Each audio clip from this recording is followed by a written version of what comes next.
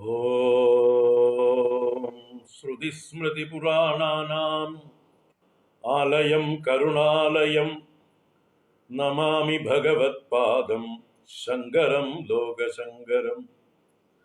ശങ്കരം ശങ്കരാചാര്യം കേശവം ബാദരായണം സൂത്രഭാഷ്യകൃതൗ വന്ദേ ഭഗവന്തൗ പുനഃ പുനഃ.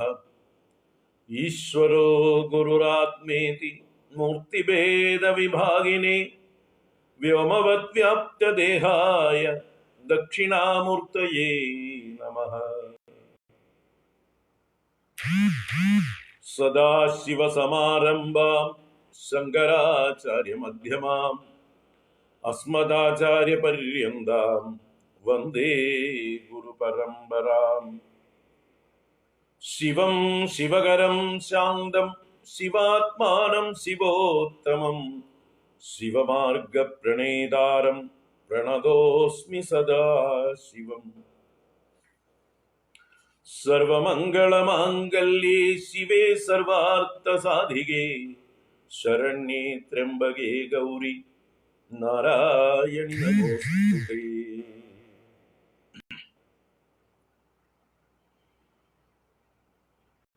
അജ്ഞാനാന്തർഗഹനപതിതാൻ ആത്മവിദ്യോപദേശൈഃ ത്രാതും ലോകാൻ ഭവദവശിഖാ താപസം പച്യമാനാൻ മുക്ത്വാ മൗനം വടവിടവിനോ മൂലതോ നിഷ്പദന്തി.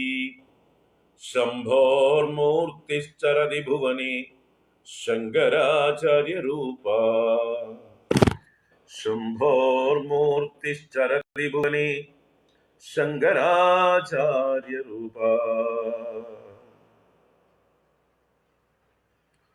ഓം ശ്രീ ഗുരുഭ്യോ നമഃ.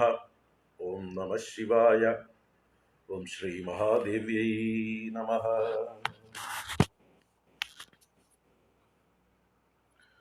ഓം ഹരി ഓം. എല്ലാവർക്കും നമസ്കാരം. എല്ലാവർക്കും സുപ്രഭാതം, ശുഭദിനം, സുസ്വാഗതം. ഭജഗോവിന്ദം ഇന്നേക്ക് 4-ാം ദിവസമാണ്. തുടരുകയാണ് നമ്മൾ. ഇന്നലെ വരെ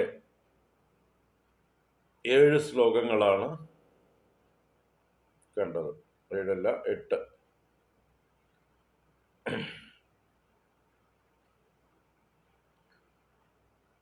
നമുക്ക് തുടർന്ന് കാണാം.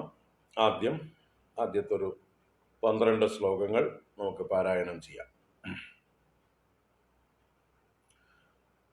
ഭജ ഗോവിന്ദം ഭജ ഗോവിന്ദം ഗോവിന്ദം ഭജ മൂഢമതേ സംപ്രാപ്തേ സന്നിഹിതേ കാലേ നഹി നഹി രക്ഷതി ഡുകൃഞ്യകരണേ. മൂഢജഹീഹിതനാഗമതൃഷ്ണാം കുരു സദ്ബുദ്ധിം മനസി വിതൃഷ്ണാം യല്ലഭസേ നിജകർമ്മോപാത്തം വിത്തം തേന വിനോദയ ചിത്തം. നാരീസ്തനഭരനാഭീദേശം ദൃഷ്ട്വാ മാഗാമോഹാവേശം ഏതന്മാംസവസാദിവികാരം മനസി വിചിന്തയ വാരം വാരം. നളിനീദളഗത ജലമതിതരളം തദ്വജ്ജീവിതമതിശയ ചപലം വിദ്ദിവ്യാദ്യഭിമാനഗ്രസ്തം ലോകം ശോകഹതം ച സമസ്തം. യാവത് വിത്തോപാർജനസക്തഃ താവന്നിജ പരിവാരോ രക്തഃ പശ്ചാജ്ജീവതി ജർജരദേഹേ വാർത്താം കോപി ന പൃച്ഛതി ഗേഹേ. യാവത് പവനോ നിവസതി ഗേഹേ താവത് പൃച്ഛതി കുശലം ഗേഹേ. ഗതവതി വായൗ ദേഹാപായേ ഭാര്യാ ബിഭ്യതി തസ്മിൻ കായേ. ബാലസ്താവത് ക്രീഡാസക്തഃ തരുണസ്താവത് തരുണീസക്തഃ വൃദ്ധസ്താവത് ചിന്താസക്തഃ പരമേ ബ്രഹ്മണി കോപി ന സക്തഃ. കാതേ കാന്താ കസ്തേ പുത്രഃ സംസാരോയമതീവ വിചിത്രഃ കസ്യ ത്വം കഃ കുത ആയാതഃ തത്ത്വം ചിന്തയ തദിഹ ഭ്രാതഃ സത്സംഗത്വേ നിസ്സംഗത്വം നിസ്സംഗത്വേ നിർമോഹത്വം നിർമോഹത്വേ നിശ്ചലതത്വം നിശ്ചലതത്വേ ജീവൻ മുക്തിഃ വയസി ഗതേ കഃ കാമവികാരഃ ശുഷ്കേ നീരേ കഃ കാസാരഃ ക്ഷീണേ വിത്തേ കഃ പരിവാരഃ ജ്ഞാതേ തത്വേ കഃ സംസാരഃ മാ കുരു ധനജന യൗവന ഗർവം ഹരതി നിമേഷാത് കാലഃ സർവം മായാമയമിദമഖിലം ഹിത്വാ ബ്രഹ്മപദം ത്വം പ്രവിശ വിദിത്വാ ദിനയാമിന്യൗ സായം പ്രാതഃ ശിശിരവസന്തൗ പുനരായാതഃ കാലക്രീഡതി ഗച്ഛത്യായുഃ തദൈന മുഞ്ചത്യാശാവായുഃ ഭജ ഗോവിന്ദം ഗോവിന്ദം ഭജ മൂഢമതേ സംപ്രാപ്തേ സന്നിഹിതേ കാലേ നഹി നഹി രക്ഷതി ഡുകൃഞ്ജകരണേ. ഹരി ഓം.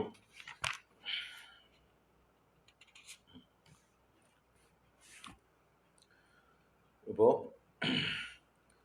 കഴിഞ്ഞ 8 ശ്ലോകങ്ങൾ ഒരുവിധം വിശദമായി തന്നെ നമ്മൾ കണ്ടു. ഇനിയും വരുന്ന ശ്ലോകങ്ങളും ഇതോട് ബന്ധപ്പെട്ട ഇതിൻ്റെ ഒരു കൂടുതൽ എക്സ്പ്ലനേഷനുകൾ ആയതുകൊണ്ട് നമ്മൾ വീണ്ടും തിരിഞ്ഞു നോക്കേണ്ട കാര്യമില്ല. ഓരോരുത്തർക്കും മുമ്പിലത്തെ വീഡിയോസ് പോസ്റ്റ് ചെയ്തിട്ടുള്ളത് കാണാവുന്നതാണ്. ഇതുവരെ കണ്ടിട്ടില്ലാത്തവർ അതൊക്കെ കാണുക. കഴിഞ്ഞ 3 ദിവസങ്ങളിലായിട്ട് ഭജഗോവിന്ദത്തിൽ ആദ്യത്തെ 8 ശ്ലോകങ്ങൾ വളരെ വിശദമായിട്ട് പറഞ്ഞിട്ടുണ്ട്. അതിൽ അവസാനം നമ്മൾ കണ്ടത് ബാലസ്താവത് ക്രീഡാസക്തഃ തരുണസ്താവത് തരുണീസക്തഃ അല്ലെങ്കിൽ തരുണീരക്തഃ വൃദ്ധസ്താവത് ചിന്താമഗ്നഃ പരമേ ബ്രഹ്മണി കോപി ന ലഗ്നഃ. താവത് ബാലഃ അല്ലെങ്കിൽ യാവത് ബാലഃ താവത് ക്രീഡാസക്തഃ. എത്ര കാലം ബാല്യദശയിലിരിക്കുന്നുവോ അത്രയും കാലം കളിബുദ്ധിയാണ്, കളിപ്പാട്ടങ്ങളോടും കൂട്ടുകാരോടുമുള്ള ഭ്രമമാണ്. അതിൽ മാത്രം ആസക്തിയോടുകൂടെ അവനവൻ്റെ വിശപ്പോ ദാഹമോ ക്ഷീണമോ ഉറക്കമോ പോലും മറന്ന് അവനവൻ്റെ കർത്തവ്യങ്ങളായിട്ടുള്ള പഠിക്കാനുള്ള കാര്യത്തിൽ പോലും താല്പര്യമില്ലാതെ മറ്റുള്ളവരുടെ നിർബന്ധത്തിന് വഴങ്ങി മാത്രം ഇതെല്ലാം ചെയ്തുകൊണ്ട് ക്രീഡയിൽ പൂർണ്ണമായിട്ടും ആസക്തമായിട്ട് ചിന്തിക്കുന്നതൊക്കെ ഉറങ്ങുമ്പോഴും ഒക്കെ ചിന്ത കഴിഞ്ഞ കളികളെക്കുറിച്ചോ അല്ലെങ്കിൽ നാളെ കളിക്കാൻ പോകുന്ന കാര്യങ്ങളെക്കുറിച്ചോ. ഇന്ന് കളിച്ച് ജയിച്ചിട്ടുണ്ടെങ്കിൽ അതിൻ്റെ ഒരു ഉന്മാദം ഉണ്ടാവും, അതിനെക്കുറിച്ചിട്ടുള്ള സന്തോഷം ഉണ്ടാവും. ഇന്ന് കളിച്ച് തോറ്റിരുന്നെങ്കിൽ നാളെ ജയിക്കണം എന്നുള്ളതായിട്ടുള്ള തീരുമാനത്തോടു കൂടി അതിനുള്ള കാൽക്കുലേഷനുകളായിരിക്കും എപ്പോഴും. ഇന്ന് എന്തൊക്കെ കളിയിൽ നഷ്ടപ്പെട്ടു അതൊക്കെ നാളെ വീണ്ടെടുക്കണം, അതിനുള്ള ചിന്തയാണ് കുട്ടികളായിരിക്കുമ്പോൾ ഉണ്ടാവുക. അതുപോലെ കളിപ്പാട്ടങ്ങളോ അതിനുള്ള സാധനങ്ങളോ എപ്പോഴും കൂടെ സൂക്ഷിച്ചുകൊണ്ട് അതിനെയും കെട്ടിപ്പിടിച്ചുകൊണ്ടായിരിക്കും പല കുട്ടികളും ഉറങ്ങുക. ഉറക്കത്തിൽ പോലും ആ ചിന്തയാണ് എന്നർത്ഥം. കാണുന്നതൊക്കെ ആ കളിയോട് ബന്ധപ്പെടുത്തിയിട്ടാണ് അവർ കാണുക തന്നെ. അവരുടെ വിഷൻ അങ്ങനെ ആയിരിക്കും. എന്തിലും ഒരു കളിബുദ്ധി, അതായിരിക്കും കുട്ടികളുടെ പ്രായം. അപ്പോൾ ആ പ്രായത്തില് ജീവിതത്തെക്കുറിച്ചോ ജീവിത ലക്ഷ്യത്തെക്കുറിച്ചോ അവനവൻ്റെ എങ്ങനെയാണ് ജീവിതം കടന്നു പോകുന്നത്, അച്ഛനമ്മമാരുടെ കഷ്ടപ്പാടുകൾ എന്താണ്, നമ്മളെ എങ്ങനെ വളർത്തിക്കൊണ്ടുവരുന്നതിൽ അവരെത്ര കഷ്ടപ്പെടുന്നുണ്ട്, അവർക്ക് സമ്പാദിക്കാനുള്ള പ്രയാസങ്ങൾ എന്തൊക്കെയാണ്, ഇതൊന്നും ചിന്തിക്കില്ല കുട്ടികൾ. ആ ബാലപ്രായത്തിൽ അവരവരുടെ ഡിമാൻഡുകളേ ഉള്ളൂ. ഞങ്ങൾക്ക് കളിക്കാൻ എന്നുള്ള സാധനങ്ങൾ വേണം. അതിൽ ഇപ്പോഴത്തെ കളികളെന്ന് പറഞ്ഞാൽ മുഴുവനായിട്ടും ഇൻഡോർ ഗെയിംസായി മാറിയിരിക്കുന്നത് അല്ലേ. പണ്ടൊക്കെ ഔട്ട്ഡോർ ഗെയിംസ് ആയിരുന്നു കൂടുതൽ. ഇന്ന് മുഴുവൻ എന്താ പറയുക, മൊബൈലുകളിലും ടാബുകളിലും ലാപ്ടോപ്പുകളിലും അല്ലെങ്കിൽ അതുപോലെയുള്ളതായിട്ടുള്ള സാധനങ്ങളിലായി ഇന്നത്തെ ഗെയിമുകൾ, ഇന്നത്തെ കളികളൊക്കെ. അപ്പൊ അതിൽ മോഡേൺ ആയിട്ടുള്ള അഡ്വാൻസ്ഡ് ആയിട്ടുള്ള വില കൂടിയതായിട്ടുള്ള സാധനങ്ങൾ വാങ്ങിച്ചു കൊടുക്കണം കുട്ടികൾക്ക്. അതിനുവേണ്ടി അച്ഛനമ്മമാരോട് ശണ്ട കൂടും. അത് വാങ്ങിച്ചു കൊടുത്തില്ലെങ്കിൽ ആ പേരിലാവും ചിലപ്പോൾ ആത്മഹത്യ തന്നെ ചെയ്യുക. ഇന്നത്തെ അവസ്ഥ അതാണ്. അമ്മമാർക്കും അച്ഛന്മാർക്കും പേടിയാണ്. കുട്ടികൾക്ക് വാങ്ങിച്ചു കൊടുത്തില്ലെങ്കിൽ, അവർ ആവശ്യപ്പെട്ടത് കൊടുത്തില്ലെങ്കിൽ അവര് ഒന്നുകിൽ വീട്ടിലുള്ള എല്ലാം നശിപ്പിക്കും. അങ്ങനെയും കാണാം. വീട്ടിലുള്ള സാധനങ്ങളൊക്കെ തല്ലി പൊളിക്കുകയും നശിപ്പിക്കുകയും ചെയ്യുന്ന കുട്ടികളെ കാണാം. കുട്ടികൾക്ക് അത് ബാല്യത്തിൽ തന്നെ ആവശ്യപ്പെട്ടതൊക്കെ കൊടുത്തതിന്റെ ഫലമാണ്. ആവശ്യപ്പെട്ടതും അതിലധികവും കൊടുത്ത് അമിതമായി ലാളിച്ച് നോ എന്ന് പറഞ്ഞ് ശീലിച്ചില്ല. അത് കേട്ടില്ല അവര്. ഇല്ല, സാധിക്കില്ല, വാങ്ങിച്ചു തരാൻ പറ്റില്ല, ഇപ്പൊ അതിനുള്ള കഴിവില്ല അച്ഛനമ്മമാർക്ക്. മാത്രമല്ല ഇപ്പൊ കുട്ടിക്ക് അതിന്റെ ആവശ്യമില്ല, ഇപ്പൊ ഇത് വാങ്ങിച്ചു തന്നാൽ കുട്ടിയുടെ ചിന്തയൊക്കെ മാറിപ്പോകും, ആവശ്യമില്ലാത്ത കാര്യത്തിലൊക്കെ പോയി തലയിടും, അത്രയ്ക്ക് വളർന്നിട്ടില്ല, അത് ആവുമ്പോ നോക്കാം എന്ന് പറഞ്ഞ് ഇല്ല എന്ന് പറയാൻ അച്ഛനമ്മമാര് പഠിച്ചില്ല. അതിന്റെ പല കുട്ടികൾക്കും അത് കേട്ടില്ല.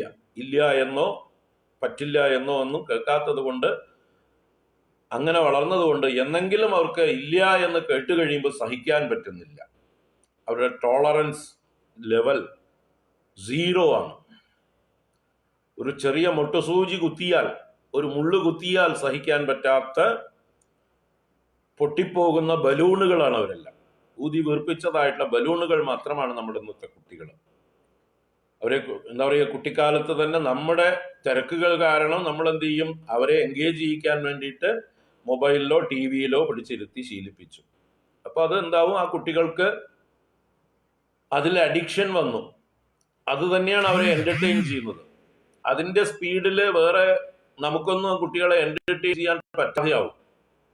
ഇപ്പോൾ മോഡേൺ ആയിട്ടുള്ള ഗാഡ്ജറ്റുകൾ, ഇലക്ട്രോണിക് ഗാഡ്ജറ്റുകൾ കുട്ടികളെ എന്റർടൈൻ ചെയ്യുന്ന വേഗതയിൽ അവരുടെ മനസ്സിനെ, ബുദ്ധിയെ ചലിപ്പിക്കാൻ നമ്മളെ കൊണ്ട് സാധിക്കില്ല. അപ്പൊ നമ്മൾ ഇരിക്കുകയോടെ മുത്തശ്ശി കഥ പറഞ്ഞു തരാം എന്ന് പറഞ്ഞാൽ കുട്ടിക്ക് ക്ഷമയില്ല. മുത്തശ്ശിയും മുത്തശ്ശിയുടെ ഒരു പഴം കഥയും എത്ര പ്രാവശ്യം കേട്ടതാ, ബോറടിക്കുന്നു. അപ്പൊ നമ്മുടെ മുതിർന്നവരുടെ കൂടെ ഒരു 5 നിമിഷം പോലും കുട്ടികൾക്ക് ഇരിക്കാനുള്ള ക്ഷമ ഇല്ലാതായി. കാരണം അവരുടെ മനസ്സ് വേഗത്തിൽ കുതിച്ചു പായുകയാണ്. അത് ശീലിച്ചു കുട്ടിക്കാലത്ത് തന്നെ. ഈ ഗാഡ്ജറ്റുകൾ കളിച്ച് കളിച്ച് അവരുടെ മനസ്സിന്റെ വേഗത കടിഞ്ഞാണില്ലാത്ത കുതിരയെ പോലെ, തെരുവിൽ അഴിച്ചുവിട്ട പ്രാന്ത നായയെ പോലെ അലഞ്ഞു തിരിയുകയാണ്. അതിനെ നിയന്ത്രിക്കാൻ അവർക്ക് സാധിക്കുന്നില്ല.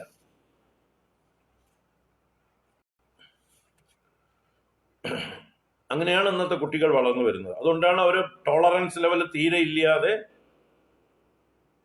എന്തെങ്കിലും പ്രൊവക്കേഷൻ ഉണ്ടായാൽ പെട്ടെന്ന് തന്നെ ആത്മഹത്യയിലേക്ക് പോകുന്നതും.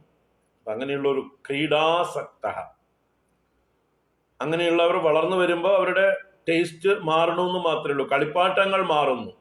തരുണനാവുമ്പോൾ തരുണികളാവുന്നു പിന്നെ കളിപ്പാട്ടം. ഈ ചെറിയ കളിപ്പാട്ടങ്ങളെ വിട്ട് ജീവിച്ചിരിക്കുന്ന മനുഷ്യരാകുന്ന കളിപ്പാട്ടങ്ങളിലാണ് പിന്നെ അവരുടെ കളി. അങ്ങനെ തരുണസ്താവ തരുണീസക്ത. അങ്ങനെ കുറച്ചു കാലം പോയി. അത് കഴിഞ്ഞ് വിവാഹം കഴിച്ചു. വിവാഹത്തിലും ഈ തരുണീസക്തി കുറച്ചു കാലമൊക്കെ ഉണ്ടാവും.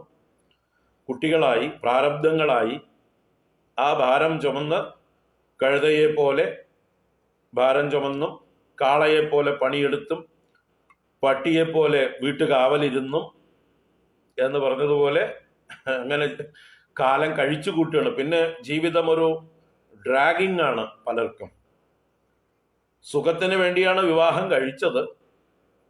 പക്ഷെ കുറച്ചു കാലമൊക്കെ സുഖമായിരുന്നു, ഹണിമൂൺ കഴിയുന്നത് വരെ. കുറച്ച് കഴിഞ്ഞപ്പോൾ പ്രാരബ്ധങ്ങൾ വർദ്ധിച്ച് വരാൻ തുടങ്ങിയപ്പോൾ വേണ്ടിയിരുന്നില്ല അതാവും പലർക്കും. പക്ഷെ ഒഴിവാക്കാനും നിവൃത്തിയില്ലാത്തൊരവസ്ഥ, പെട്ടുപോയി. അങ്ങനെ എങ്ങനെയെങ്കിലുമൊക്കെ ജീവിതം വലിച്ചഴിച്ചു കൊണ്ടുപോയി അവസാനം ജരാനരകൾ ബാധിച്ച്, വാർദ്ധക്യം ബാധിച്ച് ഒന്നിനും കൊള്ളാത്ത അവസ്ഥയാവുന്നു. സമ്പാദിക്കാൻ കഴിവില്ല, സ്ഥാനമാനങ്ങൾ നഷ്ടപ്പെടുന്നു. അപ്പൊ ആർക്കും വേണ്ടാത്തവരായി തീർന്നു.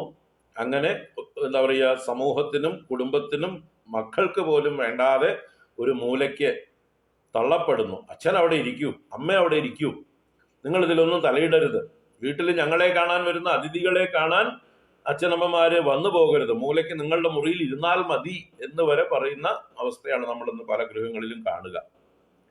സ്വന്തം കൂട്ടുകാരുടെ മുമ്പിലോ അതുപോലെയുള്ള ആളുകളുടെ മുമ്പിലോ അവതരിപ്പിക്കാൻ പോലും യോഗ്യതയില്ലാത്തവരാണ് സ്വന്തം മാതാപിതാക്കൾ എന്ന് കരുതുന്ന ആ അവസ്ഥയിലേക്ക് വരും. അപ്പൊ അങ്ങനെയുള്ള ഒറ്റപ്പെട്ടതായിട്ടുള്ള ഈ വാർദ്ധക്യത്തിൽ ചിന്താസക്ത, ചിന്താമഗ്ന, ചെയ്യേണ്ടതൊന്നും ചെയ്യേണ്ട കാലത്ത് ചെയ്യാതിരുന്നതിൻ്റെയും ഇപ്പോഴും ആശകൾ തീരാത്തതിൻ്റെയും നെടുവീർപ്പുകൾ ഇട്ടുകൊണ്ട് ആങ്സൈറ്റിയും വറീസും ഗിൽറ്റുമായിട്ട്, ചെയ്തുപോയ പാപങ്ങളെക്കുറിച്ചോർത്ത് ഗിൽറ്റ്, വരാനിരിക്കുന്ന ദിവസങ്ങളെക്കുറിച്ച് ആങ്സൈറ്റി, അതുപോലെ വറീസ്, അവനവൻ്റെ തന്നെ ആരോഗ്യാദി കാര്യങ്ങളെക്കുറിച്ച്, കൂട്ടുകാര് ഓരോരുത്തരായിട്ട് വിടവാങ്ങുന്നത്, വിരഹ ദുഃഖങ്ങൾ, ഇങ്ങനെ ഓരോന്നും അതിൻ്റെതായിട്ടുള്ള വറീസ്, ശരീരത്തിന് ഒന്നും താങ്ങാൻ വയ്യാത്തതായിട്ടുള്ള അവസ്ഥ, എന്തിനും മറ്റുള്ളവരുടെ സഹായം വേണ്ടതായിട്ടുള്ള അവസ്ഥ, ഇങ്ങനെയൊക്കെ ആകുമ്പോൾ അതിനെക്കുറിച്ചിട്ടുള്ള ചിന്താസക്ത. അപ്പോ 3 കാലത്തും എന്ത് ചെയ്തില്ല? ഈശ്വര ചിന്ത ചെയ്തില്ല. പരമേ ബ്രഹ്മണി കോപി ന സക്ത.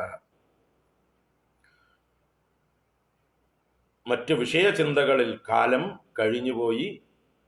യഥാർത്ഥത്തിൽ മനുഷ്യ ജീവിതം കൊണ്ട് സാധിക്കേണ്ട കാര്യം മറന്നുപോയി. അപ്പം ഇത്രയും കാലം അങ്ങനെ ജീവിച്ചത് കൊണ്ട് പിന്നെ വയസ്സുകാലത്ത് ഒട്ടും അതിൽ താല്പര്യവും രുചിയും ഉണ്ടാവുന്നില്ല, സാധിക്കുന്നില്ല. ഈ ചിന്തകളിൽ കിടന്ന് മനസ്സ് വേവലാതിപ്പെട്ടുകൊണ്ടിരിക്കുകയല്ലാതെ ഈശ്വരനെ നാമം ജപിക്കാം, ഈശ്വര കഥകൾ കേൾക്കാം, സത്സംഗത്തിന് പോകാം എന്നൊന്നും മനസ്സ് പോകുന്നില്ല.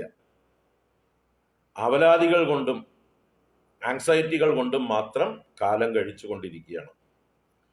നേരെ മറിച്ച് നമ്മുടെ സംസ്കാരം എന്താണ് വിഭാവനം ചെയ്തിരിക്കുന്നത്? 4 ആശ്രമങ്ങളാണ് നിശ്ചയിച്ചിരിക്കുന്നത്: ബ്രഹ്മചര്യം, ഗാർഹസ്ഥ്യം, വാനപ്രസ്ഥം, സന്യാസം. ഈ ക്രമത്തിൽ ചെയ്യേണ്ടത് ചെയ്തു വന്നിരുന്നുവെങ്കിൽ തീർച്ചയായിട്ടും വൃദ്ധരാവുമ്പോൾ യഥാർത്ഥത്തിലുള്ള വൃദ്ധിയെ പ്രാപിക്കാം. എന്ന് പറഞ്ഞാൽ പക്വതയാർജിച്ച് ശാന്തരായി സ്വസ്ഥരായി മറ്റുള്ളവർക്ക് മുഴുവൻ മാർഗദീപമായി മറ്റുള്ളവർ ആശ്രയിക്കുന്ന രീതിയിൽ നമുക്ക് വയസ്സുകാലം കഴിച്ചു കൂട്ടാൻ പറ്റും. അങ്ങനെ കഴിയുന്നവർ എത്രയോ മഹാത്മാക്കൾ നമ്മുടെ സമൂഹത്തിൽ ഇപ്പോഴുണ്ട്, മുമ്പ് ധാരാളം ഉണ്ടായിരുന്നു. മാതൃകാ പുരുഷന്മാരായിട്ടുള്ള ആളുകൾ എത്രയോ നമ്മുടെയൊക്കെ കുടുംബങ്ങളിൽ തന്നെ ഉണ്ടായിരുന്നു, നമ്മുടെയൊക്കെ അയൽവാസികളായിട്ടുണ്ടായിരുന്നു, നമ്മുടെ സമൂഹത്തിൽ ചുറ്റുപാടും ഉണ്ടായിരുന്നു. അങ്ങനെയാണ് ജീവിക്കേണ്ടിയിരുന്നത്. എന്താണ് ബ്രഹ്മചര്യം എന്നുള്ള പ്രായം? വിദ്യാഭ്യാസ കാലഘട്ടമാണ്. ഒരു 20-25 വയസ്സ് വരെ വിദ്യാഭ്യാസം, ജീവിക്കാൻ വേണ്ടതായിട്ടുള്ള വിദ്യകൾ അഭ്യസിക്കുക, അതോടൊപ്പം തന്നെ ജീവിത ലക്ഷ്യത്തെക്കുറിച്ചിട്ടുള്ള വിദ്യയും അഭ്യസിക്കണം. അതാണ് പരാവിദ്യയും അപരാവിദ്യയും. ഇപ്പൊ ഗുരുകുലങ്ങളിൽ വെച്ച് അപരാവിദ്യ എന്ന് പറഞ്ഞാൽ ലോകത്തെക്കുറിച്ചിട്ടുള്ള അറിവ്, ഭൗതികമായിട്ടുള്ള അറിവ്, ജീവിക്കാൻ ഉപജീവനത്തിന് ആവശ്യമായിട്ടുള്ള അറിവ്, അതൊക്കെ അപരാവിദ്യയിൽ പെടുന്നു. പരാവിദ്യ എന്ന് പറഞ്ഞാല് പ്രപഞ്ചത്തിന്റെ പരമ തത്വത്തെക്കുറിച്ചിട്ടുള്ള അറിവ്, ആത്മതത്വത്തെക്കുറിച്ചിട്ടുള്ള അറിവ്, ഈശ്വരനെ കുറിച്ചിട്ടുള്ള അറിവ്, താനും ഈശ്വരനും പ്രപഞ്ചവും തമ്മിലുള്ളതായിട്ടുള്ള ബന്ധം എന്തെന്നുള്ളതായിട്ടുള്ള അറിവ്, അതാണ് പരാവിദ്യ. അപ്പൊ ആ പരാവിദ്യയിലും വേണ്ടതായിട്ടുള്ള അറിവ് നേടി പിന്നീടാണ് ഗൃഹസ്ഥാശ്രമത്തിലേക്ക് പ്രവേശിക്കുന്നത്. ആ ഗൃഹസ്ഥാശ്രമം യജ്ഞപൂർണമാവണം. പഞ്ചമഹായജ്ഞങ്ങൾ ചെയ്തുകൊണ്ട്, കടങ്ങൾ വീട്ടിക്കൊണ്ട്, ലക്ഷ്യബോധത്തോടുകൂടി ജീവിക്കണം. അത് ഫൗണ്ടേഷൻ. ബ്രഹ്മചര്യത്തിൽ നിന്ന് ജീവിതത്തിന്റെ ലക്ഷ്യം എന്തെന്ന് ഗ്രഹിച്ചിരിക്കണം, മനസ്സിലാക്കിയിരിക്കണം. ആത്മജ്ഞാനമാണ്, മോക്ഷമാണ് ജീവിത ലക്ഷ്യം. അതിലേക്ക് തനിക്കിപ്പോ വാസനകൾ സമ്മതിക്കുന്നില്ല. തൻ്റെ പ്രകൃതി ഈ ഭൗതികമായിട്ടുള്ള പല സുഖഭോഗങ്ങളും അനുഭവിക്കണം എന്നുള്ള ആഗ്രഹം ഉള്ളിൽ നിന്ന് തീവ്രമായിട്ട് നിലനിൽക്കുന്നു, പോകുന്നില്ല. അങ്ങനെയുള്ളവരാണ് ഗൃഹസ്ഥാശ്രമത്തിലേക്ക് പ്രവേശിക്കുന്നത്. അല്ലാത്തവർക്ക് വേണമെങ്കിൽ ബ്രഹ്മചര്യത്തിൽ നിന്ന് തന്നെ നേരിട്ട് സന്യാസാശ്രമത്തിലേക്ക് പ്രവേശിക്കാം. ബ്രഹ്മചര്യത്തിൽ നിന്ന് തന്നെ കാര്യം ഗൗരവം മനസ്സിലായി കഴിയുമ്പോൾ മറ്റ് ഗാർഹസ്ഥ ജീവിതത്തിൽ, ഭൗതിക ജീവിതത്തിൽ, ലൗകിക ജീവിതത്തിലൊന്നും താല്പര്യമില്ലാതായാൽ, ആ വാസനകളൊന്നും പ്രബലം അല്ലെങ്കിൽ വീണ്ടും ഗുരുകുലത്തിൽ തന്നെ തുറന്നുകൊണ്ട് നൈഷ്ഠിക ബ്രഹ്മചാരിയായി പിന്നീട് പക്വത വരുമ്പോൾ ഗുരുവിൻ്റെ അനുവാദത്തോടുകൂടി സന്യാസ ജീവിതം, വാനപ്രസ്ഥ അല്ലെങ്കിൽ സന്യാസ ജീവിതം തിരഞ്ഞെടുക്കാവുന്നതാണ്. ഗൃഹസ്ഥാശ്രമത്തിലേക്ക് പ്രവേശിക്കണമെന്ന് നിർബന്ധം ഇല്ല. അതിനെയാണ് നിവൃത്തി മാർഗം എന്ന് പറയുക. നമ്മുടെ സനകാദികൾ അതുപോലെയുള്ള ബ്രഹ്മചാരിമാരായിരുന്ന ഋഷീശ്വരന്മാരൊക്കെ ആ മാർഗത്തെ കാണിച്ചു തന്നവരാണ്. അതുപോലെ പ്രവൃത്തി മാർഗമാണ് ഗൃഹസ്ഥാശ്രമത്തിലൂടെയുള്ള മാർഗം. നമ്മുടെ പ്രജാപതിമാരുടെ വസിഷ്ഠൻ, കശ്യപൻ, ഭൃഗു, അല്ലെങ്കിൽ പുലഹൻ, പുലസ്ത്യൻ, കർദമൻ മുതലായിട്ടുള്ള പ്രജാപതിമാരുടെയൊക്കെ കഥ. പ്രജാപതി എന്ന് പറഞ്ഞാൽ ഗൃഹസ്ഥധർമ്മം അനുഷ്ഠിച്ചിട്ടുള്ള ഋഷീശ്വരന്മാരാണ്. അവർ ഗൃഹസ്ഥാശ്രമത്തിൽ ഇരുന്നു കൊണ്ട് ഈശ്വര ഭജനം ചെയ്തുകൊണ്ട് അവരുടെ കർത്തവ്യങ്ങളും ചെയ്തു. ഉപജീവന മാർഗമായി അവർ പൗരോഹിത്യമെല്ലാം സ്വീകരിച്ചുകൊണ്ട്, അല്ലെങ്കിൽ മറ്റ് രാജഗുരുക്കന്മാരായോ അങ്ങനെയൊക്കെ ഇരുന്നു കൊണ്ട് സമൂഹത്തിന് മാർഗദർശനം ചെയ്യുന്നവരായി ഇരുന്നു കൊണ്ട് സമൂഹത്തിൽ തന്നെ ഭാര്യാ സന്തതികളോടുകൂടി കഴിഞ്ഞവര് പ്രാജാപത്യം എന്നുള്ള ഗാർഹസ്ഥ്യധർമ്മത്തെ സ്വീകരിച്ചവർ. അതല്ലെങ്കിൽ നൈഷ്ഠിക ബ്രഹ്മചാരിമാരായി പോയ സനകാദികളെ പോലെയുള്ള സുഖബ്രഹ്മർഷിയെ പോലെ, നാരദനെ പോലെയൊക്കെയുള്ള ആളുകള് നൈഷ്ഠിക ബ്രഹ്മചര്യം സ്വീകരിച്ചുകൊണ്ട് ലോകഹിതം പ്രവർത്തിച്ചുകൊണ്ട് തപസ്വികളായി സഞ്ചരിച്ചു. അപ്പൊ ഒന്ന് നിവൃത്തി ധർമ്മം, മറ്റൊന്ന് പ്രവൃത്തി ധർമ്മം. ആ പ്രവൃത്തി ധർമ്മത്തിലാണ് ഗൃഹസ്ഥാശ്രമ പ്രവേശം.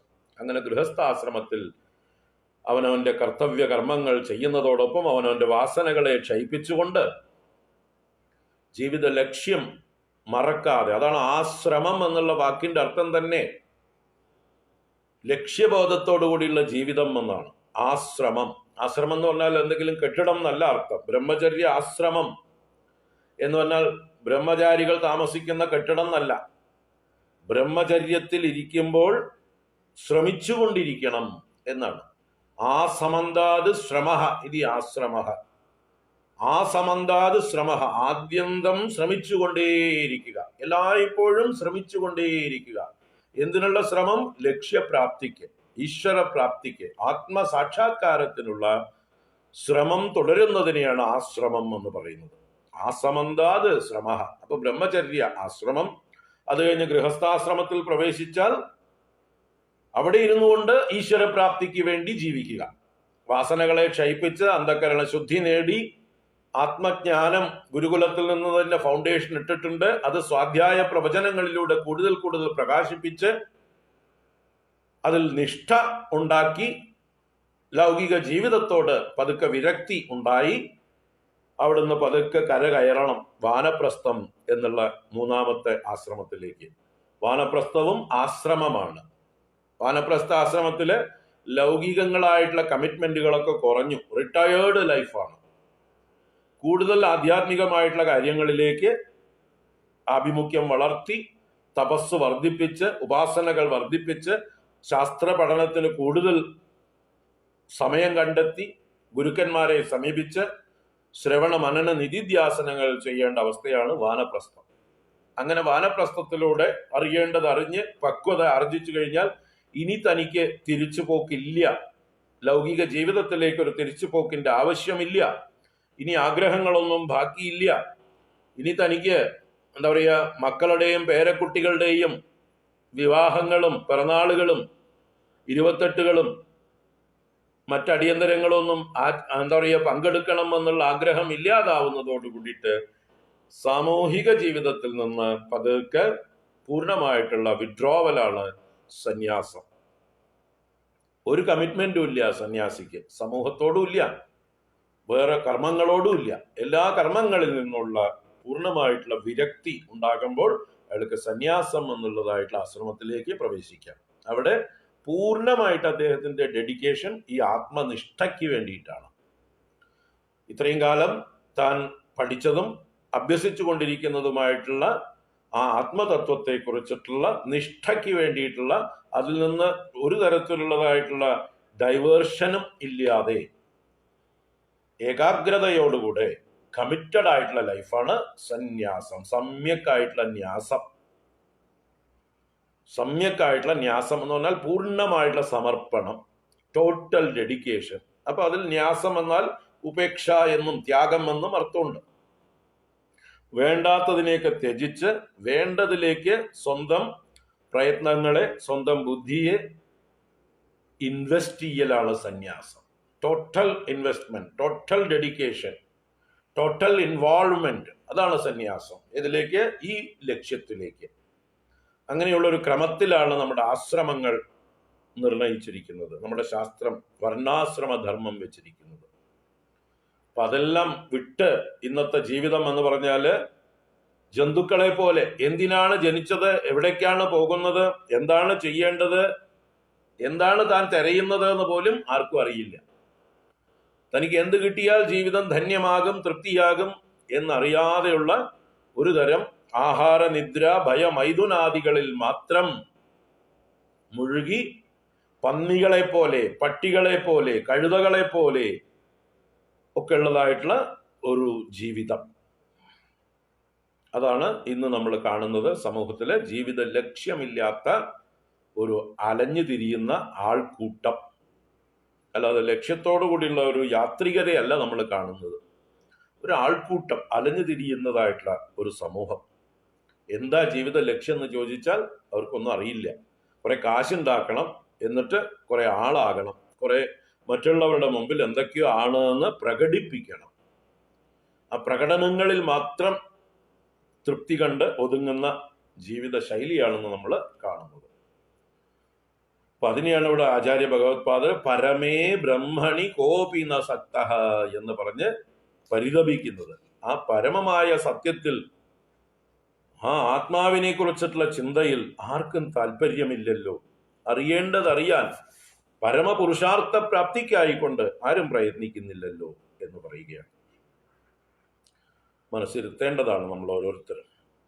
നമ്മളൊക്കെ ഭാഗ്യവാന്മാരാണ്. ഇത്രയൊക്കെ കേൾക്കാനുള്ള, ഇങ്ങനെയൊക്കെ ഇതിനെക്കുറിച്ചൊക്കെ അറിയാനുള്ളതായിട്ടുള്ള ശ്രദ്ധ ഉണ്ടായവരൊക്കെ തീർത്തും ഭാഗ്യവാന്മാരാണ്, സുഹൃതികളാണ്. ജന്മാന്തര സുഹൃതം കൊണ്ടാണ് ഇതിലൊക്കെ വാസന ഉണ്ടാകുന്നത്. അപ്പോൾ ഈ കേൾക്കുന്നവരെ ഉദ്ദേശിച്ചല്ല ഈ പറയുന്നതൊന്നും. പുറത്ത് എന്താ പറയുക, മൃഗീയ ഭൂരിപക്ഷം നിറയെ 99.999% ആളുകളും ഈ പറഞ്ഞ കൂട്ടത്തിലാണ്. ബാലസ്താവത് ക്രീഡാസക്തഃ തരുണസ്താവത് തരുണീസക്തഃ വൃദ്ധസ്താവത് ചിന്താമഗ്നഃ പരമേ ബ്രഹ്മണി കോപി ന സക്തഃ. ശരി, നമുക്ക് തുടരാം. അപ്പൊ ഇങ്ങനെയുള്ള ഈ ജീവിതം നയിക്കുന്ന പരമബ്രഹ്മത്തിൽ ശ്രദ്ധയില്ലാത്ത ആളുകളോട് ചിന്തിക്കാൻ പ്രേരിപ്പിക്കുകയാണ്. നിങ്ങൾ ഈ പാടൊക്കെ പെടുന്നുണ്ടല്ലോ, നിങ്ങൾ ഈ ആസക്തിയോടുകൂടി, ആശാപാശങ്ങളോടുകൂടി സ്വയം കുരുക്കുകളുണ്ടാക്കി ആ കുരുക്കിൻ്റെ ഉള്ളിൽ പെട്ടുകിടക്കുന്നുണ്ടല്ലോ, അതിൽ നിന്ന് നിങ്ങൾക്ക് പുറത്തേക്ക് കടക്കണ്ടേ? അതിന് നിങ്ങൾ വിചാരം ചെയ്യൂ എന്ന് വിചാരം ചെയ്യാൻ പറയുകയാണ് 9ാമത്തെ ശ്ലോകം. കാതേ കാന്താകസ്തേ പുത്രഃ സംസാരോയമതീവ വിചിത്രഃ കസ്യ ത്വം കഃ കുത ആയാതഃ തത്വം ചിന്തയ തദിഹ ഭ്രാതഃ. കാതേ കാന്താകസ്തേ പുത്രഃ സംസാരോയമതീവ വിചിത്രഃ കസ്യ ത്വം കഃ കുത ആയാതഃ തത്വം ചിന്തയ തദിഹ ഭ്രാതഃ. ഇവിടെ അവസാനത്തെ വരിയിൽ പറയണു തത്വം ചിന്തയ തദിഹ ഭ്രാതഃ.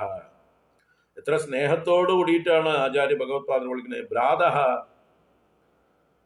അല്ലയോ സഹോദര, ഭ്രാതാവേ, തത്വം ഇഹ ചിന്തയ, ഈ യാഥാർത്ഥ്യത്തെക്കുറിച്ച്. തത്വം എന്നാൽ യാഥാർത്ഥ്യം, പരമാർത്ഥം എന്നൊക്കെയാണ് അർത്ഥം. തസ്യഭാവം തത്വം. തത് എന്ന് പറഞ്ഞാൽ അത്. അതെന്താണെന്ന് വെച്ചാൽ അതാണ് തത്.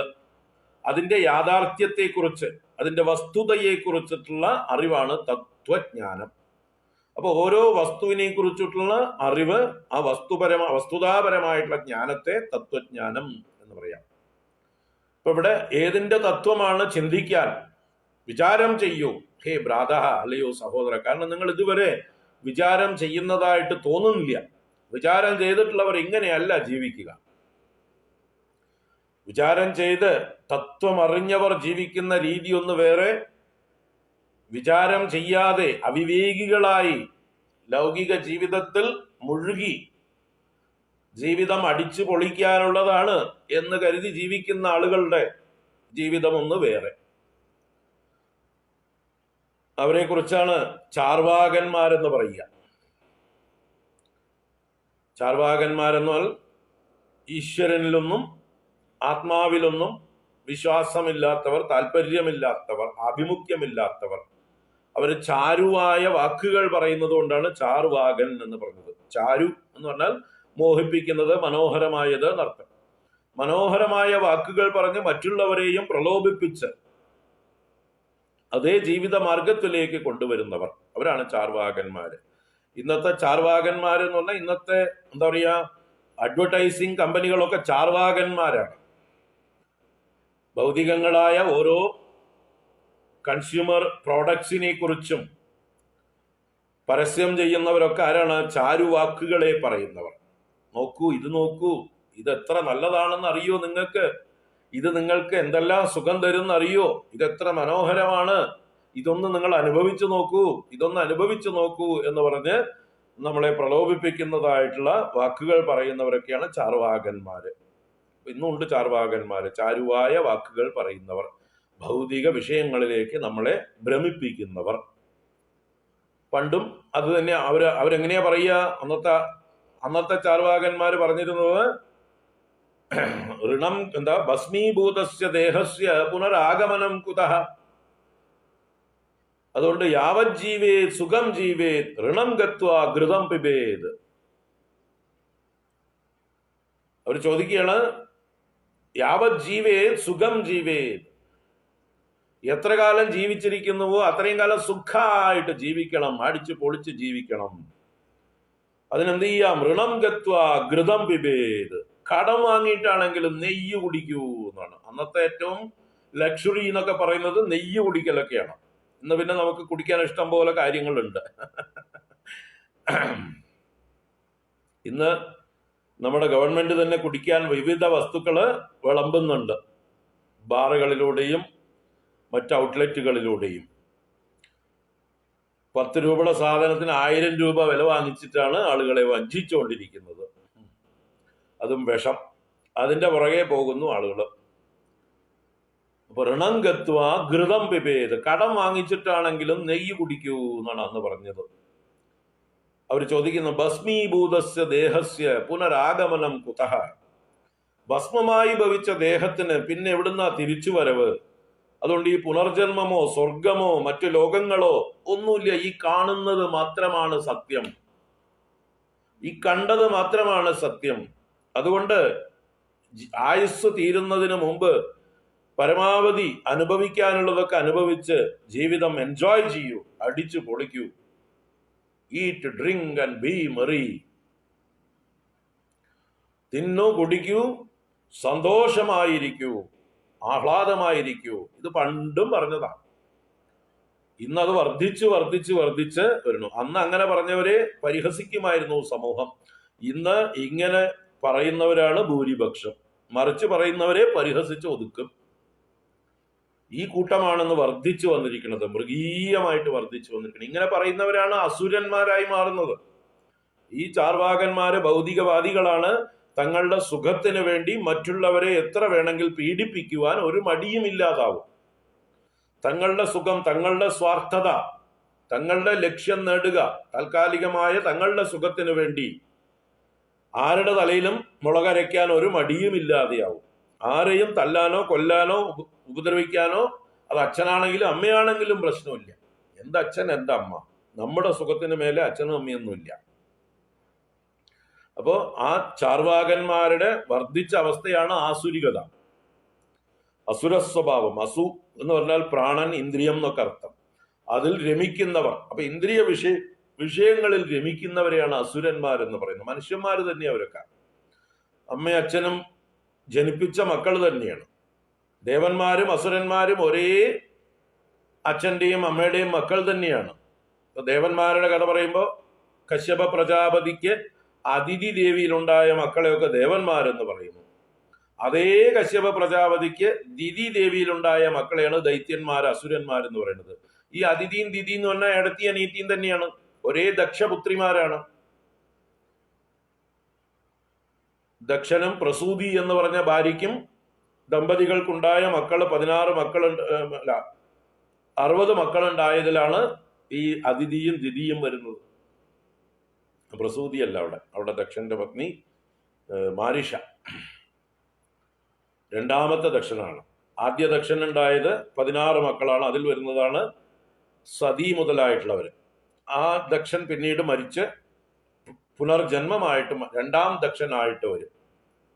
പ്രചേതസ്സുകളുടെ പുത്രനായ ദക്ഷനായിട്ട് വരും. ആ ദക്ഷന്റെ മാരിഷ എന്നുള്ളതായിട്ടുള്ള ഭാര്യയിൽ ഉണ്ടാവുന്ന 60 കന്യകമാരുണ്ട്. അതിൽപ്പെട്ടതാണ് അതിഥിയും ദിതിയും.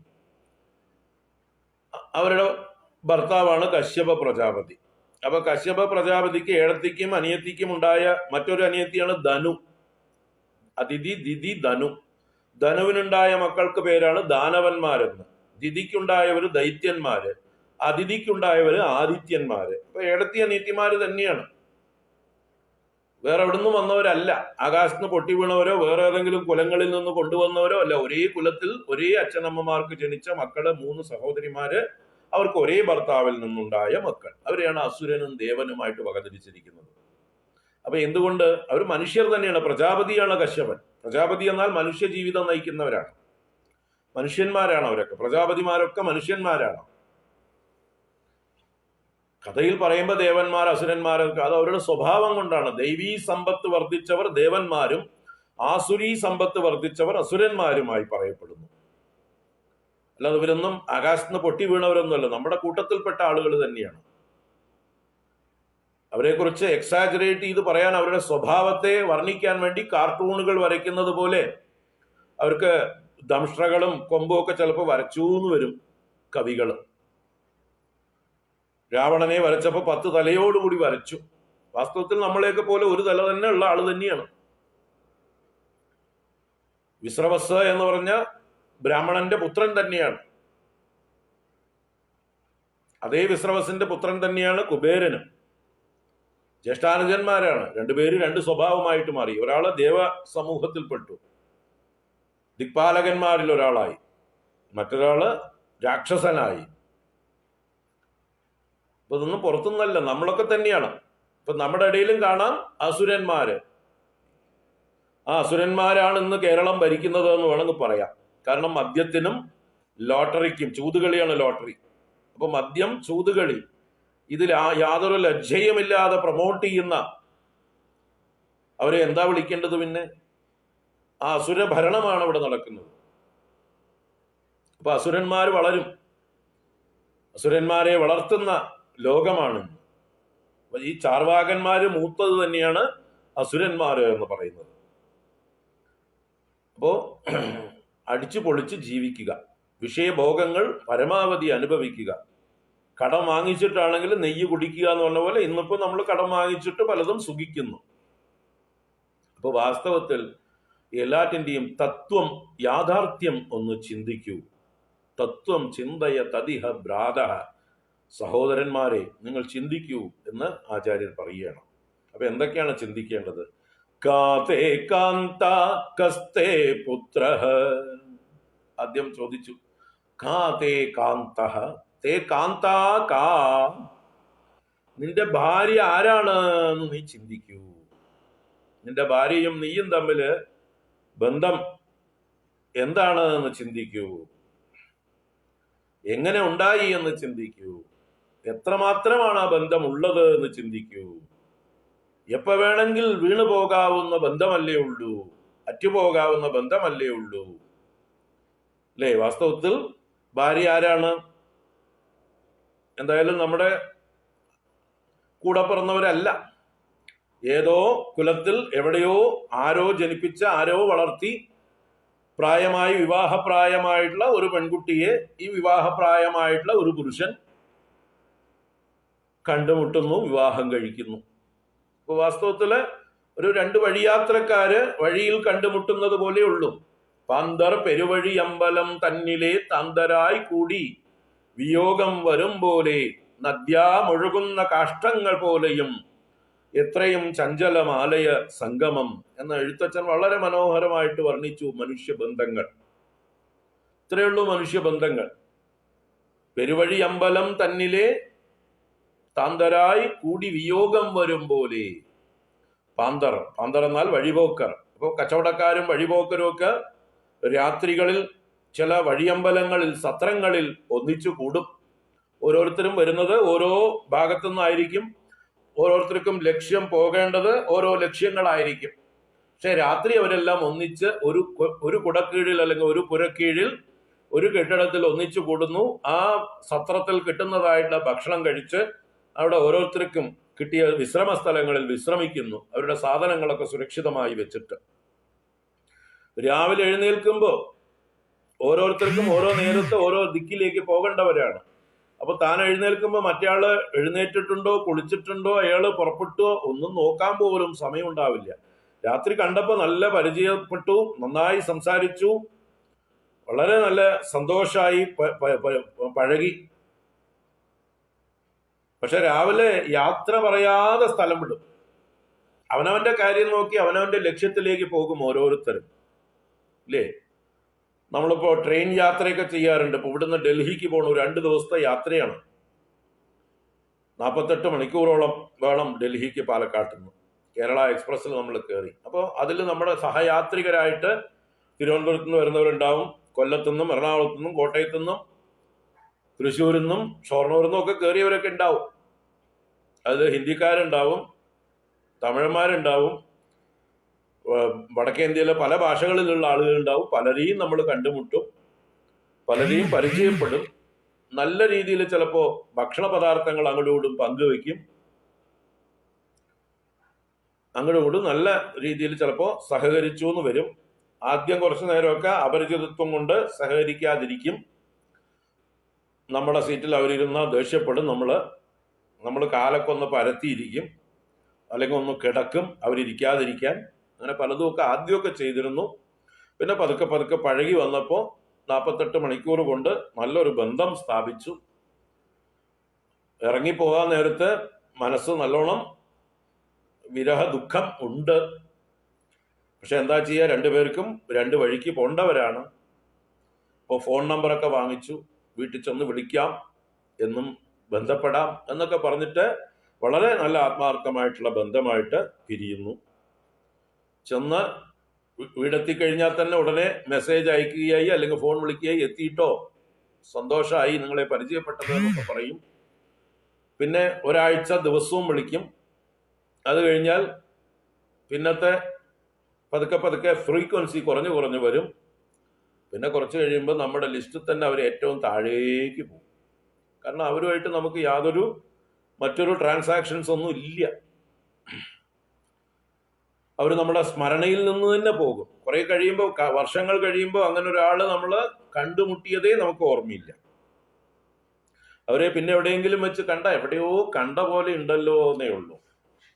ഇതുപോലെയാണ് നമ്മുടെ ജന്മങ്ങളും. ഇതുപോലെ ഓരോ യാത്രകൾ.